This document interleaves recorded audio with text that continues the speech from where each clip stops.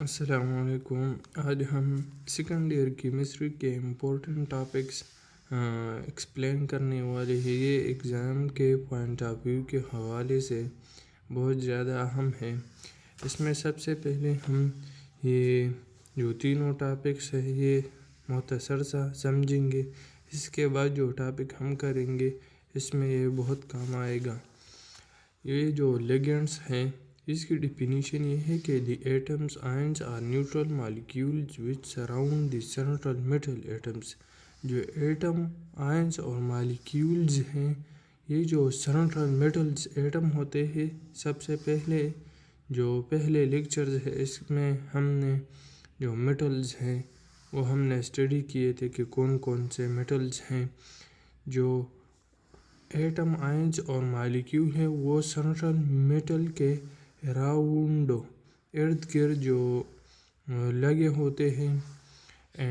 Metal ions and donate electron pair और electron donate करता है तो इसको हम लिगेंड कहते हैं।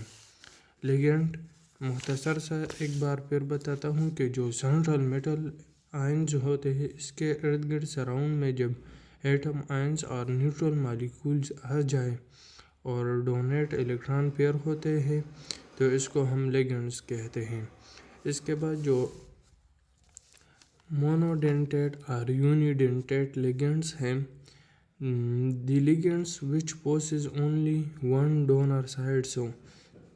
तो आसानी से ऐसा हम कहेंगे कि ऐसा लिगेंड्स जिसकी वन डोनर साइड हो, एक साइड पे वो जो इलेक्ट्रॉन्स हैं वो डोनेट करता हो तो इसको हम मोनोडेंटेट और यूनिडेंटेट लिगेंड्स कहते हैं। इसके बाद जो मल्टीडेंटेट लिगेंड्स हैं, मल्टीडेंटेट लिगेंड्स को हम पॉलीडेंटेट लिगेंड्स भी कहते हैं।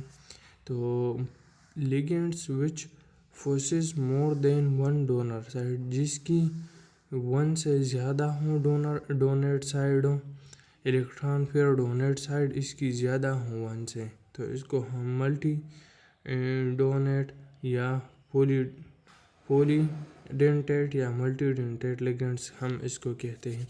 इसके बाद हम जो नोमेनक्लेचर ऑफ कोऑर्डिनेशन कंपाउंड हैं हम वो स्टडी करेंगे और इसके कुछ रूल्स भी हैं। इसके बाद जो नोमेनक्लेचर ऑफ कोऑर्डिनेशन कंपाउंड है ये सबसे पहले हम इसकी कुछ रूल्स हैं पढ़ेंगे और इस रूल्स बहुत ज़्यादा इम्पोर्टेंट है। ये जो टॉपिक है नोमेनक्लेचर ऑफ कोऑर्डिनेशन कंपाउंड ये एग्ज़ाम के पॉइंट ऑफ व्यू के हवाले से बहुत ज़्यादा अहम है। ये जो इनऑर्गेनिक नोमेनक्लेचर कमेटी हैं international union of pure and applied chemistry IUPAC आसानी से हम इसको कहते हैं। तो इसकी coordination compound nomenclature of coordination compound इसके कुछ रूल्स इन्होंने ये बनाए हैं कि इसमें सबसे पहला रूल ये है कि the cations is named before the A9. तो केटाइन इसको हम नेम देंगे एनाइन के बाद। सबसे पहले हम एनाइन समझेंगे कि एनाइन इसमें कौन सा है और केटाइन। फॉर एग्ज़ाम्पल इसकी एग्ज़ाम्पल यही है कि पोटाशियम है FeCN6 we name the potassium, ये जो के पॉजिटिव हैं फर्स्ट रिस्पेक्टिवली। ये जो हमारे साथ केटाइन है पोटाशियम और पॉजिटिव ये हैं, इसकी जो एग्ज़ाम्पल है ये है potassium iron FeCN6 is named. इसको हम नेम कैसे देंगे कि जो ये जो पोटाशियम है और इसके बाद जो नेम है इसकी हेक्सा साइनो, ये हेक्सा है 6, ये जो लिगेंड है ये 6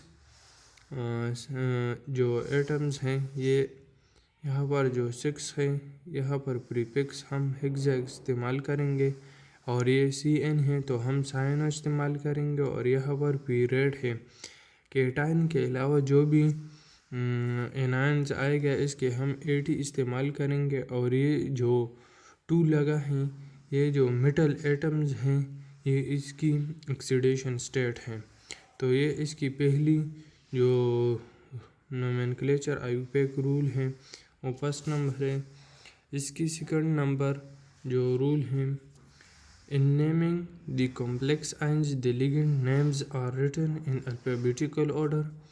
इसको हम अल्फ़ाबेटिकल ऑर्डर में लिखेंगे, जैसे कि ए पहले आएगा कोई तो हम इसको पहले लिखेंगे, फिर सी आएगा तो ए पहले लिखेंगे और सी बाद में लिखेंगे। इस तरह अल्फ़ाबेटिकल ऑर्डर लगेगा। There should be no space between the names of the ligands. यहाँ पर कोई स्पेस नहीं होगा। हेक्सा साइनो इसके दरमियान जो स्पेस है वो नहीं होगा। इसके बाद 3 नंबर रूल ये है कि न्यूमेरिकल प्रीफिक्सेस, जो न्यूमेरिकल प्रीफिक्सेस है डाई ट्राई टेट्रा, डाई हम 2 के लिए, ट्राई 3, टेट्रा 4, इस तरह। If it is polydentate ligands, जो पॉलीडेंटेट्स हैं इसके इससे पहले जो मोर देन 1 डोनर साइट होते हैं इसको हम पॉलीडेंटेट कहते हैं। इसके लिए हम जो प्रीफिक्सेस इस्तेमाल करेंगे वो बेस होगा। ट्रेस बेस जो 2 के लिए tris 2 prefix, tetrakis and pentakis are used in. ये जो एग्जाम्पल है इसकी आयरन CN6 और इस पर 4, इसको हम इस तरह लिख सकते हैं। इसमें जो स्पेस है ये भी नहीं होगा। ये जो सबसे पहले जो ये हैं ये हम लिखेंगे सबसे पहले, ये हेक्सा हुआ, ये साइनो, फिर 8 2। इस तरह आयरन की जो ऑक्सीडेशन स्टेट है वो 2 है, तो हम इसकी ये 2 इस तरह लिख सकते हैं। ये जो 4 नंबर स्टेप है, the oxidation number of central metal ions is indicated in parenthesis. इसको हम पेरेंथेसिस में लिखते हैं bye रिमेनो numerical following the name of the metal 4+3 oxidation state of CrN, which is called tetra। ये जो पेरेंथेसिस में हमने लिखा है इसकी जो क्रोमियम है मिसाल के तौर पर यहाँ पर +3 ऑक्सीडेशन स्टेट ऑफ क्रोमियम की ऑक्सीडेशन स्टेट 3 है।